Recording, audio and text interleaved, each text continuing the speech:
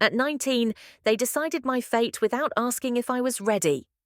A stranger became my husband, and my dreams vanished overnight. Every day I fought silently, torn between duty and desire. But then one secret changed everything, something they never saw coming. This is my journey of survival, rebellion, and reclaiming my life. Let's dive in.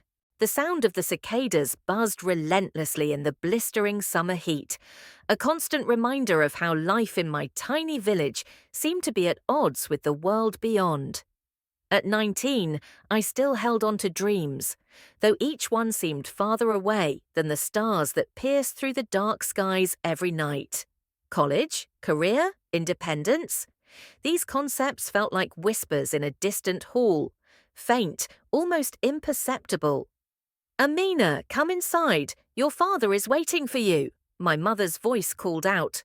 Her tone carried urgency, a gravity that made my heart skip a beat.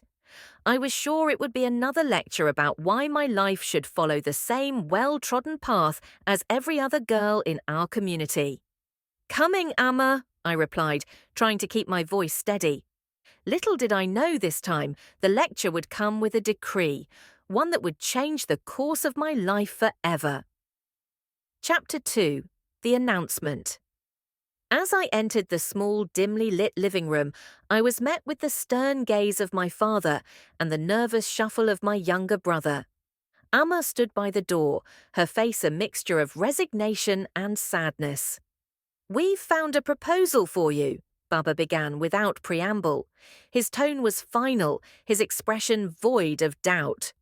"He is a good man, Amina, a shopkeeper, stable, with a family reputation that aligns well with ours. The wedding is set for next month." The room spun. My legs felt weak. Marriage, at 19, to someone I had never met. Every fibre of my being screamed in protest, but the words wouldn't come. The weight of generations pressed against my throat, silencing me. Amma tried to smile. "Beta, it's what's best for you. You will understand one day." Would I? The question lingered unspoken as I nodded mechanically, tears brimming but refusing to spill. "This is Irfan," Baba said a week later, introducing the man who was to be my husband. He stood before me, a broad-shouldered man in his late 20s, with kind eyes but a demeanor that seemed far too confident for my liking. He extended a hand and I reluctantly took it. "You're even prettier than they said," he said, his voice warm, but the words felt rehearsed. My heart sank further. This wasn't romance, this wasn't love, this was obligation. As the adults around us laughed and exchanged pleasantries, I felt like a spectator in my own life. Every word spoken about my future seemed like a brick being added to a wall, trapping me inside a destiny I hadn't chosen. The day came far too quickly.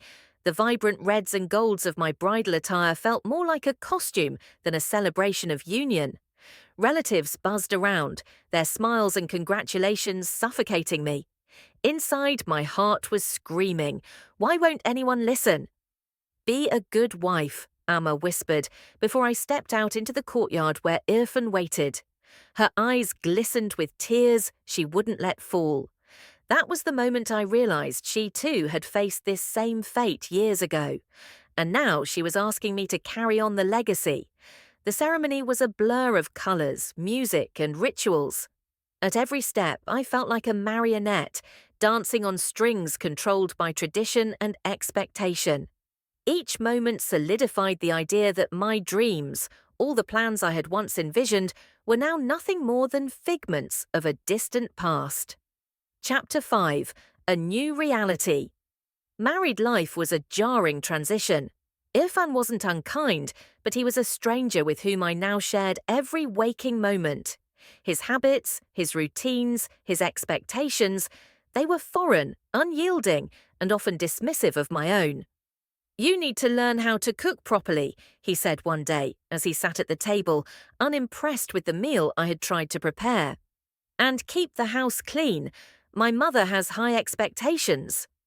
Every word was a small chisel, carving away at what remained of my identity. I became a shadow in a house that never truly felt like home. Nights were the hardest. Lying next to someone I barely knew, I would stare at the ceiling, my dreams replaying like faded old films, and wonder, where did I go wrong? Months passed, and I found myself sinking further into despair. The house seemed to close in around me, the walls carrying whispers of disappointment whenever I failed to meet some unspoken standard. I longed for a confidant, someone who could understand the turmoil within me, but my cries went unheard. One evening, while collecting groceries from the market, I bumped into a young woman, Ruxana. She had been a classmate back in school before dropping out when her family faced financial troubles. "Amina, it's been years. How are you?" she exclaimed, her smile genuine. I hesitated, but eventually poured my heart out. Ruxana listened intently, her eyes narrowing as I spoke about the expectations placed upon me and the hollow feeling of living someone else's life. "You're stronger than you think, Amina," she said. "Just because you were forced into this doesn't mean you have to stay trapped. Start small, claim back pieces of yourself." Her words lit a spark, one that began to burn brighter with every passing day. We began meeting regularly at the market or under the banyan tree near her house, sharing stories and strategies for reclaiming control over our lives. Ruxana had found a way to support herself through tailoring and encouraged me to find something that could rekindle my sense of purpose. I started taking small steps. In secret, I began saving money from the household allowance Irfan gave me. With every coin tucked away, I felt a flicker of hope. It was like planting seeds in barren soil, praying they would one day bloom into something vibrant and enduring. One day, I visited the local library, a place I hadn't stepped into since my marriage. The familiar smell of books brought back memories of dreams I'd once cherished. Slowly, I started researching, looking into opportunities, courses, anything that could lead me toward independence. Books on women's empowerment, financial literacy, and self-care became my companions in the lonely nights. Each page turned felt like reclaiming a piece of myself that had been lost in the shuffle of societal demands. Everything came to a head when Irfan's family decided it was time for me to have a child. "It's been over a year," his mother said. "Why haven't we heard good news yet?" The demand was suffocating. I knew I wasn't ready to bring another life into this world, especially not when I felt trapped in my own. "I'm not ready," I said firmly one evening. Irfan was stunned. "Not ready? That's not your decision to make," he argued, his voice rising. "Yes, it is," I countered. For the first time, I felt a surge of strength, an unrelenting need to stand up for myself. "I need to live my life first." The argument shook the household. Irfan's disapproval grew colder, his family's whispers harsher. But for the first time, I felt unshakable in my resolve. The realization that I had a right to my own voice became my greatest weapon. With Ruxana's help, I enrolled in an online course on financial independence. I learned how to freelance, offering translation services and tutoring in English, skills I had always taken for granted. Slowly but surely, I began earning, saving, and planning.